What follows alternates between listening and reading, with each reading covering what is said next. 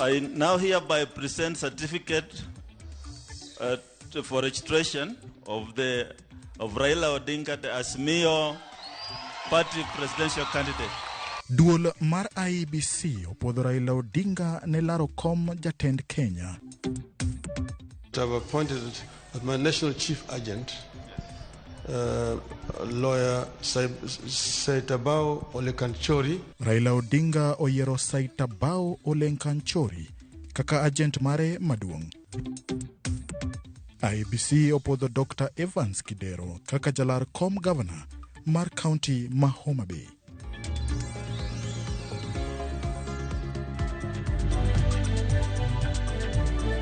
Machegni nyakora magajuang chenro mar migago abomi weche ma wuok e pacho ka kod pinje ma okoto gimago matimre e pewe mag tuke. Nyinga en James Opondo. Duol matayo yiero e pacho kae IEBC opodho Raila Odinga ne laro kom jatend piny Kenya.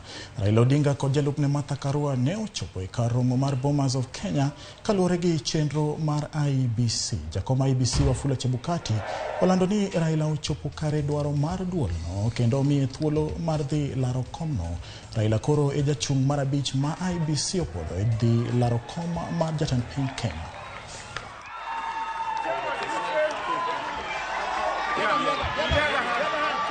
So I now hereby present certificate for registration of Raila Odinga as Mayor Party presidential candidate. We have confidence that the IEBC has got the capacity to conduct free and fair elections.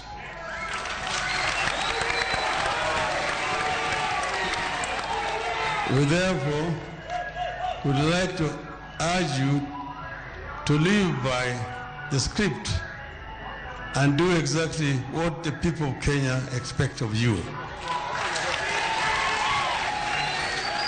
We want to say and to promise you that we are going to conduct ourselves as candidates and also members of our movement in a manner that conforms with the requirements of the electoral laws and the Constitution of the Republic of Kenya.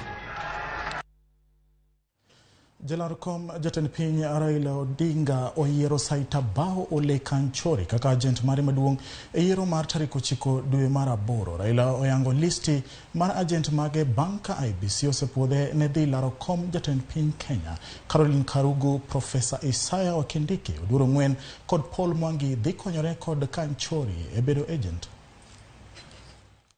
I have appointed as my national chief agent lawyer Saitabao Olekanchori. He will be deputized the national chief agent, one Dr. Caroline Karugu,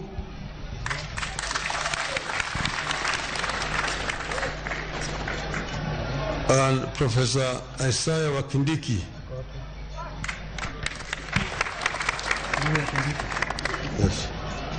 And then finally, Dr. Oduro Ng'wen.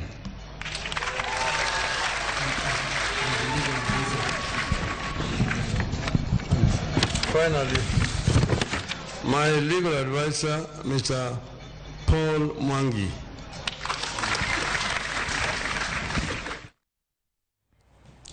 Motel ne chopo Bomas of Kenya mondo mi puodhe jalar kom ten piny Kenya Raila Odinga kod jalupne Martha Karua noyoro e alame kanisa mar All Saints Cathedral. Raila gi Karua ne oten kod familia magi to kod josiasa masiro gi lwedo.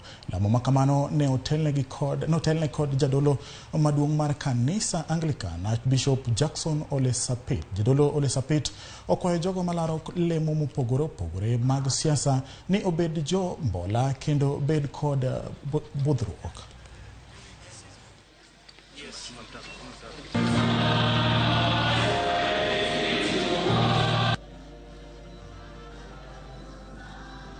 Are you available for Kenyans to watch you and emulate you? Is what you do worth emulation? Because they look upon us. This is the one for the teachers, for the professors, for everybody who is in front of people, for the doctors. Are we presenting ourselves in a way that people watching at us will be able to say, yes, this one is emulatable in conduct, in integrity, in the things that we do every day. Are we watchable? Can people watch us and follow us?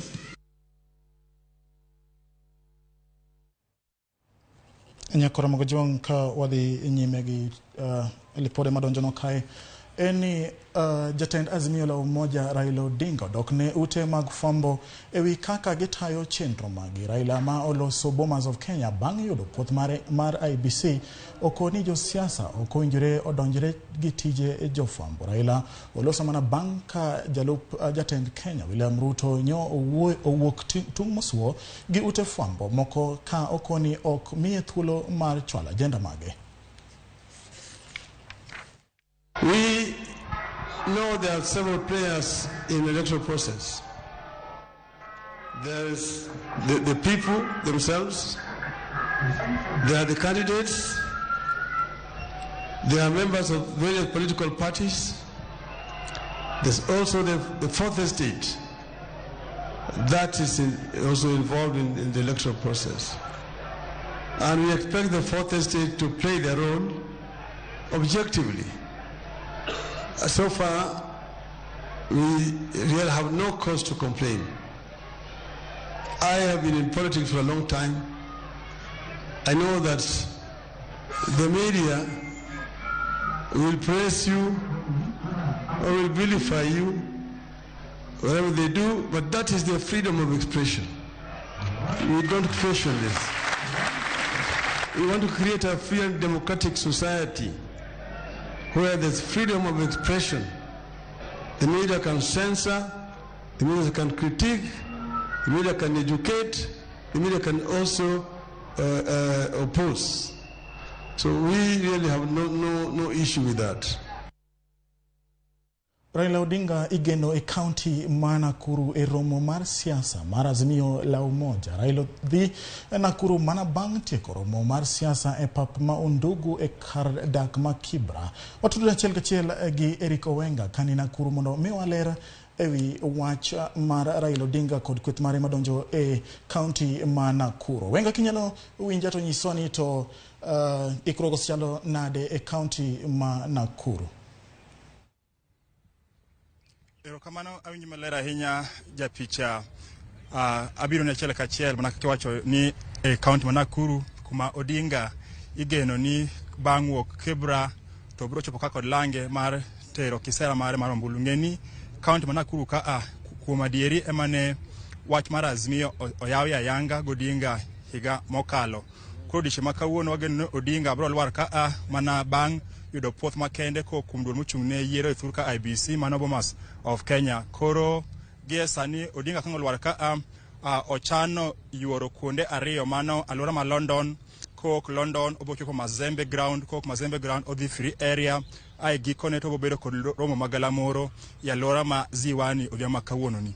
To ng'eni limbe mar Odinga e county ma Nakuru ka ok en mokwongo japicha, en limbe ma osebedo ka obiro ka kinde ahinya seche ma odwa bedo kod wach moro mapek ahinya momoko mar siasa mare. Kech ng'eni kinde mokalo osebedo kobiro ka to ng'eni yo siasa county ma Nakuru ka okete kaka achiel kuom gwenge ma Mount Kenya ma Odinga osebedo ka bede machiegni ahinya motelo ni yiero mabiro ma mondo yudo ombulu mang'eny. Ng'eni i county ni kende ka wuoyo kodi japicha kolure kod kwan mar duol mochung'ne yiero IBC, jolup ombulu ma i county ni sani osenyono kwan maromo 1,000,000 gwiye ma Odinga geto mana e county ni kende. Koro diche ma kawuono mana kaka ne wang'eyo ni obiro kaka kuma ibotene kod jotelo kaka governor ma county ni eri Lee Kinyanjui ka achiel kod jotelo mopogore mag Azimio ma duto koro ne osemor kendo koro giwacho ni gichako ayanga chenro mane no Odinga koro odhi achiel ka achiel nyaka dwe mar 8 mondo oyud telo mar piny Kenya. Ng'eni motelo ni magi gi odiochieng' manyoro nyo Kalonzo bende nyo osechako wuotho e gwenge ma machiegni kod holo mar ka nyoro en county ma Narok. Ng'eni tich ang'wen mokalo Kalonzo no duogo koro chutho kowacho ni obiro timo duto monyalo mano ni Raila oyudo telo mar thuru ka koro en macho machini ka amondo gine ni to gikao kwan mag jolup ombulu duto te mane gwenge ma chiegni kod holo mar Okaka achiel kod mago ma Mount Kenya ochopo machiegni kod Odinga. To ng'eni magi timre seche ma odiochieng' ma kiny japicha wang'e maber ni Odinga kiny bro chopo ya lap ma nyayo mar golo chenro mage kata manifesto mar piny owacho mare mabiro mar Azimio ya labno kumobo kwane gigo mong'eni obro chopo kata bro timo ne jopiny motelo ne odiochieng' ma kiny. Koro gie sani wan ka kendo aneno ka ikro kosokete mokalo kuonde mosa kale kaka alora ma London, alora ma Zembe Ground, alora ma Ziwani, jopiny osechopo kanyo ka rombgi kendo gi ikre. Aneno ka dhano goyo tarumbeta, dhano mor mokalo kendo kata ka akalo chuny boma ma county ma Nakuru ka ayudo ka jopiny mor kendo geche ma sungo wach mar Azimio mor ahinya bang' yudo ni Odinga no puodh kod duol mochung' ne yiero thuru ka IBC ma onyiso ni koro sani en kod en ng'wech ma laro Compton piny Kenya dwe mar 8 japicha. Kowenga kuom miyo lipot machalo kamano ageno ni ibro losno lipot ni kochopo sa achiel kod sa 3 kama ibro miyo gigo motimre e county no ma Nakuru. Abro we mondo dhi chak ikori nikech ang'eyo ni wuoth dhi bedo matek. Nyakoro mga jom kwa dhi e county ma Kirinyaga wero ni jopiny e county ma Kirinyaga bende ochiwo pachgi bang' ka IBC opwodho Raila Odinga e dhi laro kom jatend piny. Johera mag jalup Raila Odinga Martha Karua mawuok Kirinyaga okoni gin kod ilo bang' puoth makamano. Mimi nimeshukuru sana kwa sababu ya Raila Odinga na Martha Karua kupigania kiti cha urais katika Jamhuri ya Kenya. Kwa sababu huu ninaona ni kama mwamko mpya, kwa sababu ukiangalia hawa ni mashujaa wa second liberation na hii ni third liberation. Tunapata uhuru wa tatu na hawa watu. Kwa hivyo mimi nina imani kubwa na mama, nina imani kubwa na baba. Nimefurahi sana kwa Martha Karua kuamua kwa makamu wa rais wa Raila Odinga.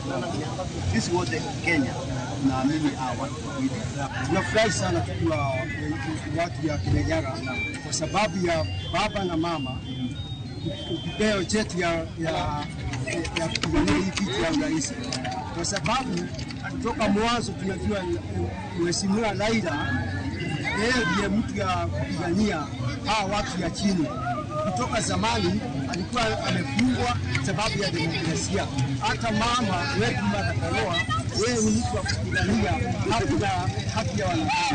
Hiyo ni furaha yetu kwanza kubwa sana hapa kama watu wa Kirinyaga, sababu tumekuwa tukiona wale watu wamekuwa wakipigania, wamekuwa si watu corrupt, wamekuwa wamekatana na corruption.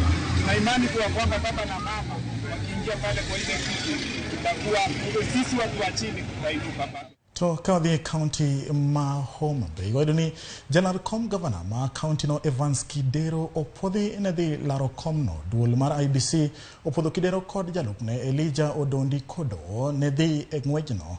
Kidero ochung' ma onge duond bura moramora kata independent. Kidero kod kweth mare koro dhi nyime gi campaign mar gi county no. Nyakoro mga jwang Ali Beach bro miyo waler kochopo sa 1 kod sa 3 komiyo lipot no gido mabiro timore e county no ma Homa Bay. Kawadhi nyime weno jachung' mar UDA e ng'we laro kom governor ma Siaya Millicent Adhiambo oduoro ogeng'ne gi IBC ni okonyal laro kom onogo ma otimore mana bang' kanyo osepwodhe ne ng'wejno. Duol mar IBC kokalo kuom apisa mochung'ne yiero ma Siaya Catherine Bulinda okoni jalup Millicent Adhiambo Rose Goretti pok nyicha ogwe tao kwa kuom duol mandiko jopuonjre e pacho kae TSC ma ne gifwenyo e skinde mane ginono tese mag Goretti. Duol mar IBC okone Millicent Adhiambo mondo ochop e nyim aput mane IBC oketo e winjo ng'ur mar jochung' mondo one kata ka inyalo yiene laro komno ma odwaro. She's still an employee of TSC. So I told her that is the DCI is looking for you. But meanwhile, I called the aspirant, that is the governor aspirant, to come to the office so that we can retake the certificate that we had given her. Then we cancelled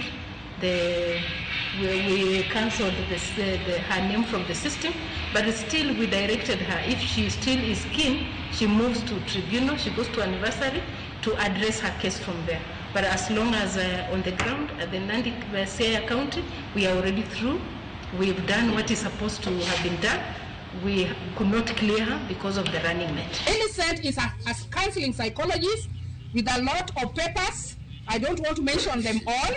Experience over 21 years, and now at the moment is here to help people, because in the professional mental health, we learn a lot regarding human beings, and that is why I'm here.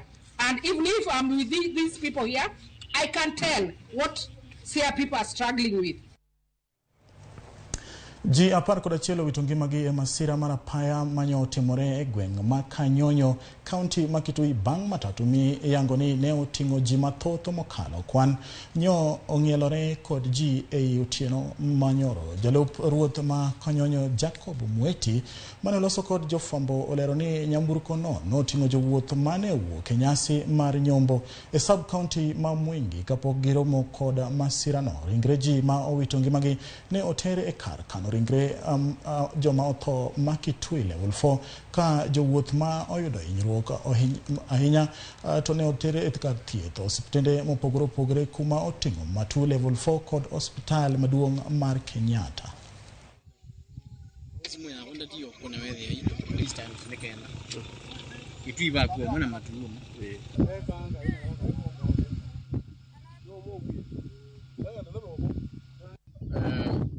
Nissan ilikuwa ni Nissan aina ya Nissan 14 sita na Kim Sacco ambayo ilikuwa imetoka kwa function na ni watu wangu, ilikuwa imetoka area inaitwa Nzokani kuelekea Dual function mahali panaitwa Mbondoni Mwingi. So wakati wa kurudi ndio waliweza kupata hiyo ajali Mwingi Kitui Junction, 1 kilometer from Mwingi Kitui Junction. Na wakati niliweza kuangalia na kuonji wale walikuwa ndani ambao hawakuwa wamepata majeraha kubwa, waliniambia ya kwamba hiyo ngali ilikuwa overloaded na dereva alikuwa mlevi.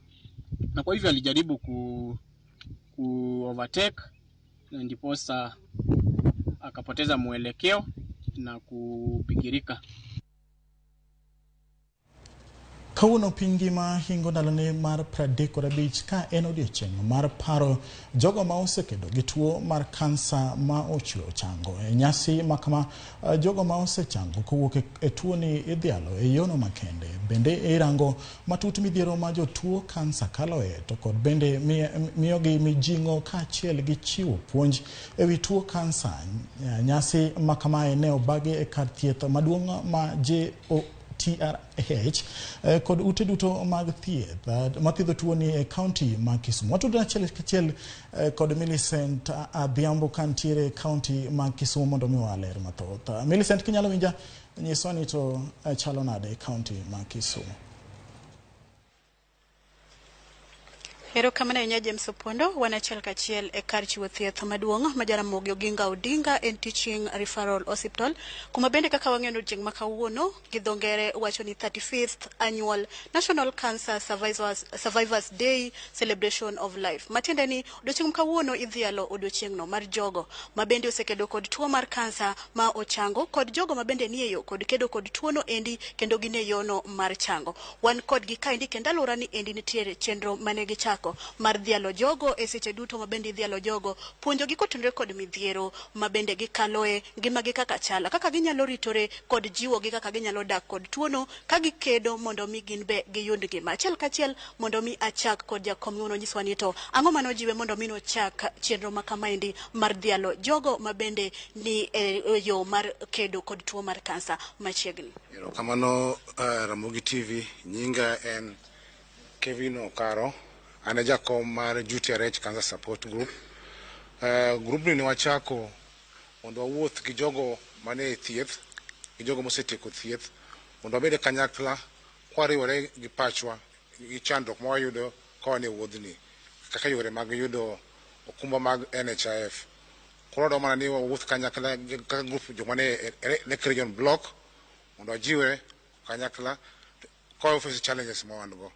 koro joma nigi wuoth kik giluor gibi ni kansa ok en death sentence. Wabedo kanyakla kojiwore. Erokamano.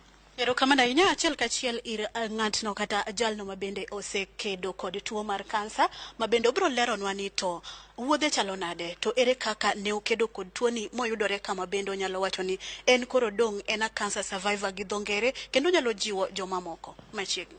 Erokamano Ramogi TV, iluonga ni Steven Ouda. An noyuda gi breast cancer to kana achako thieth mara nadhi Moi Referral Hospital Eldoret, kanyo mane othiedha otimna nyaka surgical kila kitu notimna kuro sani koro aneno ka ngima adwoko erokamano ahinya. Koro gima nyalo jiwo jok man nigi tuoni kifwenyo ka nitie gimoro manyalo kuot e kori kamoro amora kata e yuothi tibedo very careful, idhi early screening mar mondo ofweny gima thagi. Erokamano ahinya.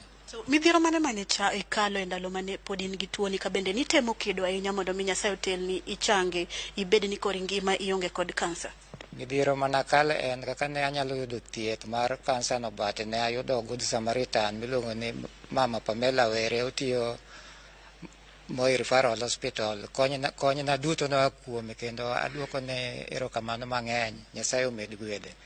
Kamana ahinya bro dhi ir nyadendi ma bende bro lero no mana mapiyo ni en to wuodhe chalo nade to midhiero mage mano kadhe to ere gino monya jiwo jowete gi kwayo magen go kaka jogo ma bende osebedo gi tuoni to nitiere jogo ma bende pod nigi tuoni endi to ginyalo timo nade? Erokamano. Nyinga en Franklin Akinyi, awuok Siaya County to an gi breast cancer. Nochakre 2021 January kana biro ka adhi ultrasound, then adhi e biopsy, then result noduogo ni en breast cancer at stage 2. Kanye mana buok master adhi counseling. After counseling, June 25th ne adhi a mastectomy of the left breast. Bang mano tachako chemotherapy September higa mokalo cha. Atimo session saboro mege chemotherapy matieko. To sani koro ane wuoth mar yath miluongo ni Herceptin mabro dhie sapar 18. Koro pod ane process to an gi yie gi geno ni adhi survived, I'm still surviving. Koro nitiere ogene challenges manakale. Mokwongo NHIF nane ok up to date, koro nene ochanda lakini nene aduoga yudo group mar First Lady mar Madam Anyang' Nyong'o nokonya mochulona upfront of 1 year manokonya madhi chemotherapy process matieko. Gie seche gi bende pod nitie challenges nikech Herceptin session achiel is 130,000 to negative 18 session. Koro inyalo neno kaka okoyot. Koro mago gin some of the challenges. Challenges machielo, sama in chemotherapy idwaro ni chiemo maber to chiemo no bende ionge kode to aneno kaka jo ukimwi sirkal konyo ni mondo oginene oyud chiemo maber. Koro wan bende gidewa kamano. Erokamano. Nikech sama yowang'anya koro magaji wang'a dhano ni kain magombo miyo wasigandgi kaka gisewuotho gigo ma winjo ji otim kaka ji owinjo ritre sama in gi tuo mar kansa mondo mi ked kode makare inyal chango mana kaka iwacho ni awilore inyalo kedo seche moko Nyasaye nyalo ni samoro sa chiemo gik lakini Nyasaye pod ni in pod adwa ni bede piny kaendi mondo ikony jomoko. Ka kamano weche gi pod wadhi luonu e seche wa modhi kelonu weche gi eki mag ang'ich welo kod oimore ka bende pod wadhi wuoyo kod moko kuom jogo ma bende osekedo kod tuoni mondo mi wakelnigi achiel kachiel kokalo Ramogi TV. Ka kamano taduoke studio mondo idhi nyime kod winjo weche manyien mawuok koni kod kota e seche gi eki mag migago. Ka kamano James Opondo inyalo dhi nyime. Erokamano Millicent Adhiambo kuom miyowa lipot ma chalo kama kowuok e kaunti ma Kisumu nyakona magajuang' kanyo ema chope giko weche manyien mane wan godo odiochieng' ma kawuono kochopo sa achiel kod sa adek nyakona magajuang' wabro duogo kod weche mathoth ka bende mago matimre e pewe mopogore opogore bende wabro kelonu ka odiochieng' ma kawuono nitiere tuke matimre mang'eny kendo modhuro ka Gor Mahia bende tugo kod Nzoia Sugar. Tugono manyalo biro nyachiel kachiel kokalo e Ramogi TV kachiel kod Citizen Digital, Ramogi FM kod View Sasa. Kik idhi mabor nyakona magajuang' nikech wan kae nikech in bed kod maber. Nyinga en James Opondo. Joma katwenga wach gi pak.